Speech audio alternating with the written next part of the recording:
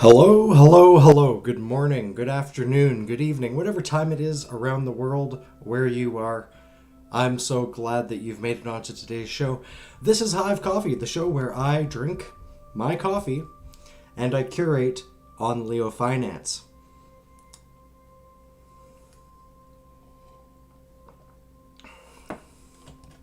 You may not, or maybe you do.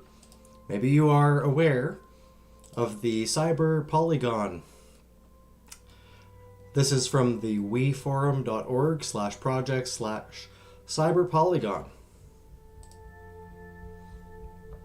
Digitalization is accelerating everywhere. New digital ecosystems are forming all around us, creating unnoticed linkages across services and supply chains. As the world grows more interconnected, the speed of development makes it difficult to assess the impact of change. A secure approach to digital development today will determine the shape of our future for decades to come.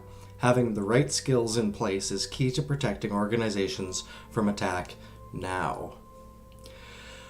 So what is CyberPolygon? You may not have heard of this before.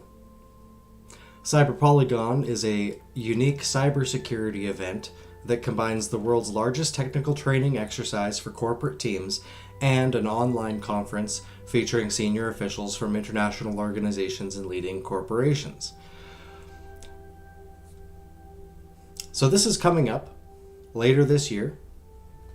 120 teams from 29 countries took part in the technical cybersecurity training in 2020. The live stream reached 5 million people in 57 nations, and the comprehensive report is what I'm going to dive into. You can download the PDF on their website here, cyberpolygon.com. Now these are the results from 2020. In 2020, CyberPolygon became a unique event combining two tracks: the world's largest cybersecurity exercise for corporate technical teams and an online conference. The central theme of this event was a digital pandemic, how to prevent a crisis and how to reinforce cybersecurity on all levels. Hence, CyberPolygon 2020 aimed to develop the team's competencies in repelling cyber attacks, engage the management of global organizations and corporations in the cybersecurity dialogue, and raise awareness in the public about cybersecurity. This is all very important. So I opened up the CyberPolygon, and wouldn't you know it, Klaus Schwab, founder and executive chairman, World Economic Forum. In the preface to CyberPolygon's 2020 results, you can read here, he says, "Technology and cybersecurity are of crucial importance in this COVID era. One of the most striking and exciting transformations caused by the pandemic has been our transition to the digital everything, both in our professional and also in our personal lives. I'm glad that the CyberPolygon has proved itself as one of those brilliant initiatives that address the need for developing and enhancing global cyber resilience in the fight against cybercrime and cyber attacks." Thanks for joining me here on Hive Coffee. This is where I like to live stream while I curate and create great content on Hive every day, every week, every year. This is our second year on the Hive chain, and this is going to be the best year yet. We are diverging completely from where we were a year ago, and all sorts of new, exciting things are taking place. Now, I might be preaching to the choir here, but if you're on YouTube watching this, or maybe you're checking it out for the first time, make sure you visit leofinance.io/@hivecoffee. This is where I post this show, CoffeeTalk. On my screen here, you can see the Cub DeFi statistics. We've got just under $20 million in total locked value, 19.419814.30, and this changes constantly. It goes up and down a little bit, but we have total locked value in pools and farms. The total cup supply is just under 2 million, 1.9 million cub in supply, Market cap is $6.6 million in that token, and 222,019 cub have been burned. You can see the chart there behind it. Cub appears to be about 350 right now.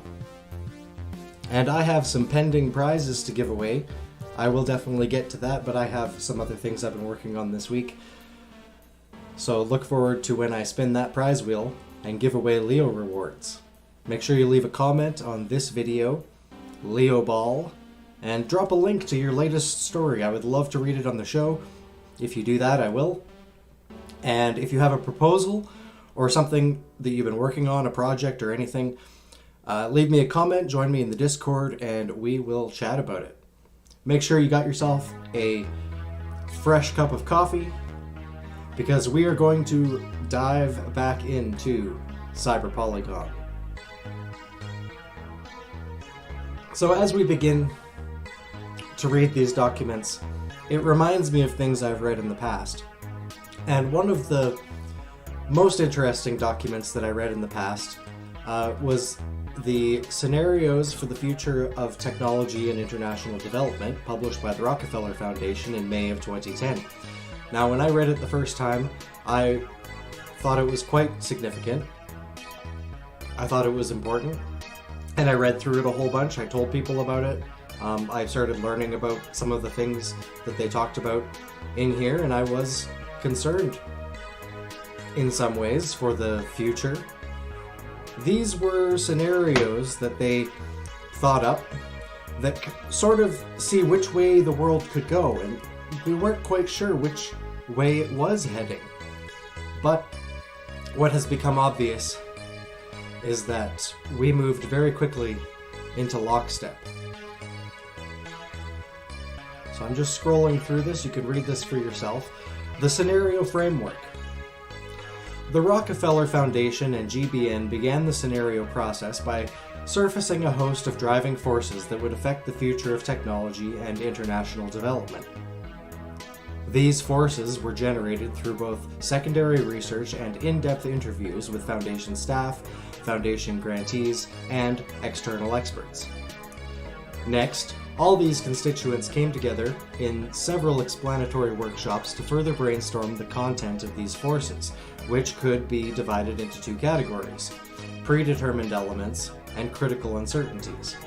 A good starting point for any set of scenarios is to understand those driving forces that can be reasonably certain will shape the worlds we are describing, also known as predetermined elements. For example, it is a near geopolitical certainty that, with the rise of China, India, and other nations, a multipolar global system is emerging. One demographic certainty is that a global population growth will continue and will put pressure on energy, food, and water resources, especially in the developing world. Another certainty, that the world will strive to source more of its energy from renewable resources and may succeed, but there will likely still be a significant level of global interdependence on energy.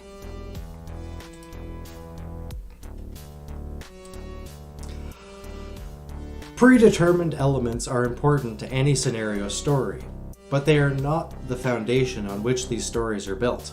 Rather, scenarios are formed around critical uncertainties, driving forces that are considered both highly important to the focal issue and highly uncertain in terms of their future resolution.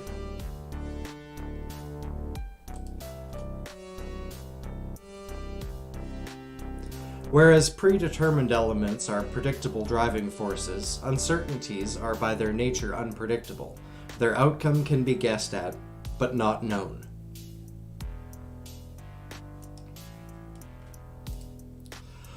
While any single uncertainty could challenge our thinking, the future will be shaped by multiple forces playing out over time. The scenario framework provides a structured way to consider how these critical uncertainties might unfold and evolve in combination. Identifying the two most important uncertainties guarantees that the resulting scenarios will differ in ways that have been judged to be critical to the focal question.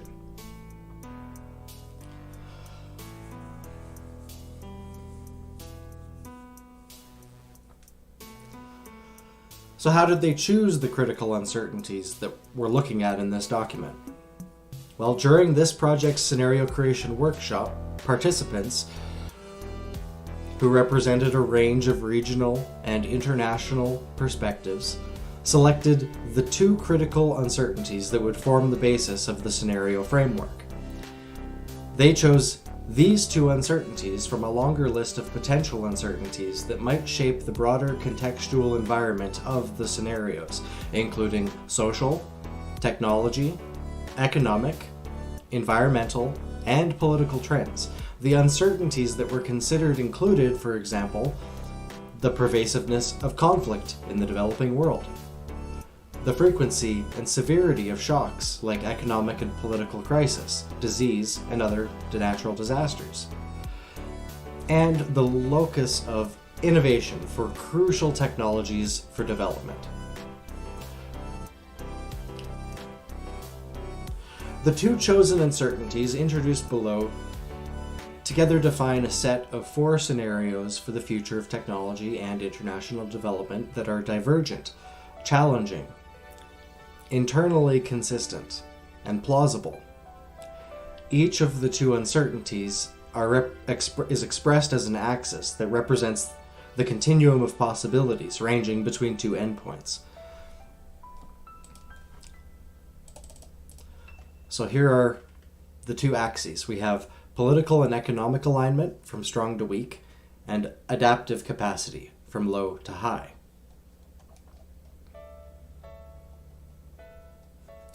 Global political and economic alignment. This uncertainty refers to both the amount of economic integration, the flow of goods, capital, people, and ideas, as well as the extent to which enduring and effective political structures enable the world to deal with many of the political challenges it faces. On the one end of the axis, we would see a more integrated global economy with high trade volumes, which enable access to a wider range of goods and services through imports and exports, and the increasing specialization of exports. We would also see more cooperation at the supranational level, fostering increased collaboration, strengthened global institutions, and the formation of effective international problem-solving networks. At the other axis endpoint, the potential for economic development in the developing world would be reduced by the fragility of the overall global economy, coupled with protectionism and fragmentation of trade, along with a weakening of government regimes that raise barriers to cooperation, thereby hindering agreement on and implementation of large-scale, interconnected solutions to pressing global challenges.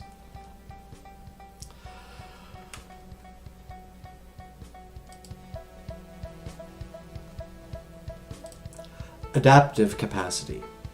This uncertainty refers to the capacity at different levels of society to cope with change and to adapt effectively.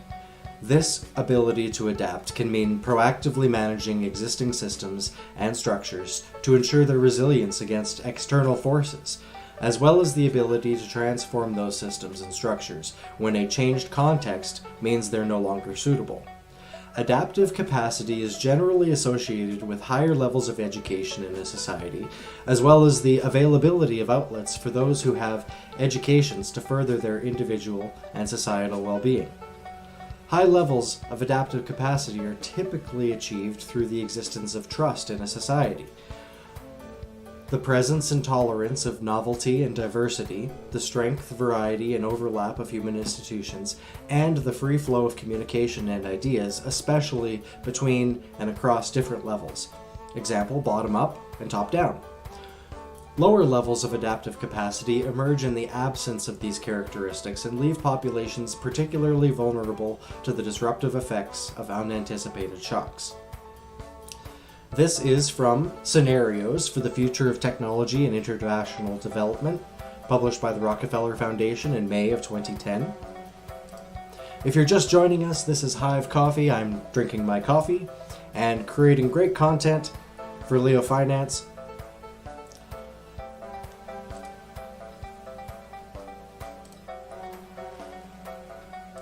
You can find this show on leofinance.io/@hivecoffee. If you're watching on YouTube, make sure you click the links below Get started today on the Hive chain. LeoFinance is the best front end for talking about finance, markets, and anything along those lines.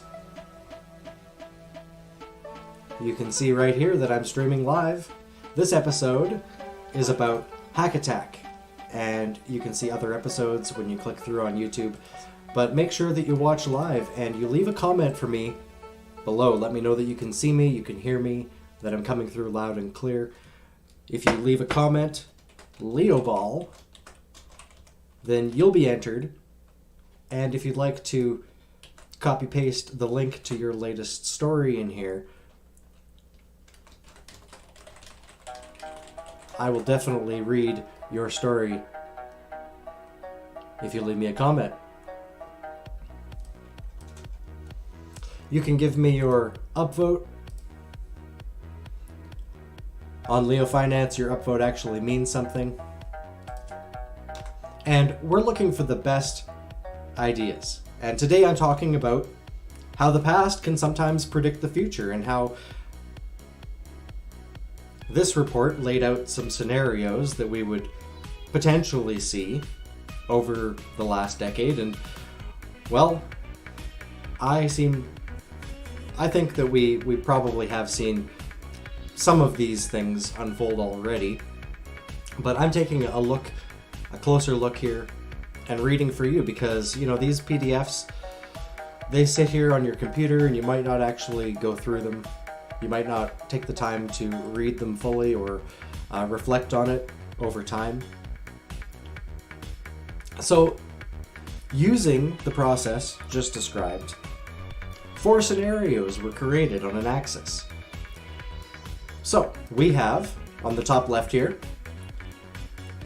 lockstep, a world of tighter top-down government control and more authoritarian leadership, with limited innovation and growing citizen pushback. Hack Attack, an economically unstable and shock-prone world in which governments weaken, criminals thrive, and dangerous innovations emerge. Clever Together, a world in which highly coordinated and successful strategies emerge for addressing both urgent and entrenched worldwide issues. Smart Scramble, an economically depressed world in which individuals and communities develop localized, makeshift solutions to a growing set of problems. So when I first looked at this, it opened my mind to some possibilities, and it's not necessarily a matter of choosing one of these worlds, although we will end up gravitating more towards one of these axes. But all of these scenarios matter, and all of these scenarios can unfold. And in the next part, I'm going to read Lockstep, and you can tell me if it sounds familiar at all.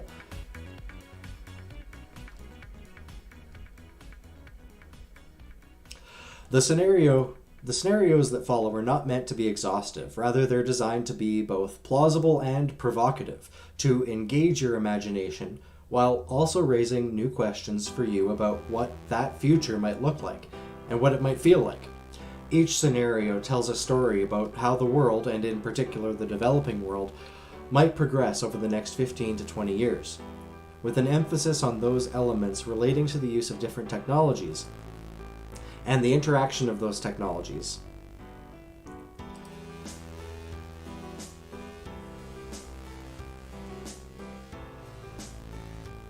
Accompanying each scenario is a range of elements that aspire to further illuminate life, technology, and philanthropy in the world.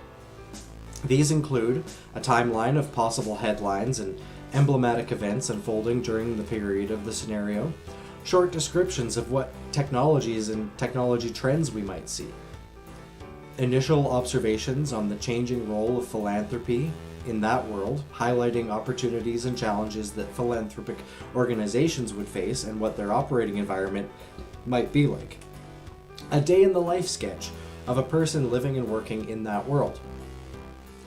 Now please keep in mind these scenarios in the report are stories, not forecasts, and the plausibility of a scenario does not hinge on the occurrence of any particular detail. In the scenario Clever Together, for example, a consortium of nations, NGOs, and companies established the Global Technology Assessment Office, a detail meant to symbolize how a high degree of international coordination and adaptation might lead to the formation of a body that anticipates technology's potential societal implications. That detail, along with dozens of others in each scenario, is there to give you a more tangible feel for the world described in the scenario. Please consider names, dates, and other specifics in each scenario as proxies for types of events, not necessarily conditions for a particular scenario to unfold. We now invite you to immerse yourself in each future world and consider 4 different visions for the evolution of technology and international development to 2030. So, let's take a close look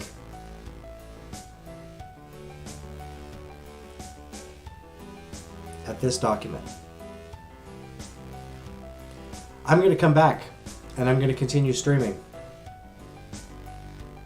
I hope that you'll take some time this afternoon to read this document. The link is in the comments below, and when I come back, we are going to dive into CyberPolygon 2020, and we're going to discuss the results in the executive summary, and then I'm going to come back to scenario narratives, and we're going to skip down and talk about, well, Clever Together,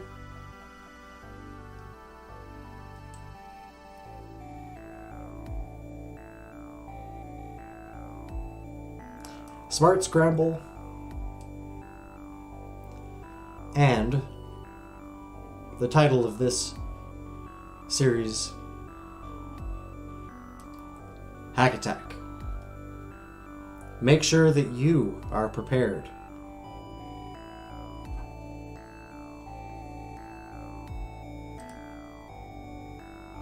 This is Hive Coffee. I'm going to have to make myself another fresh cup of coffee.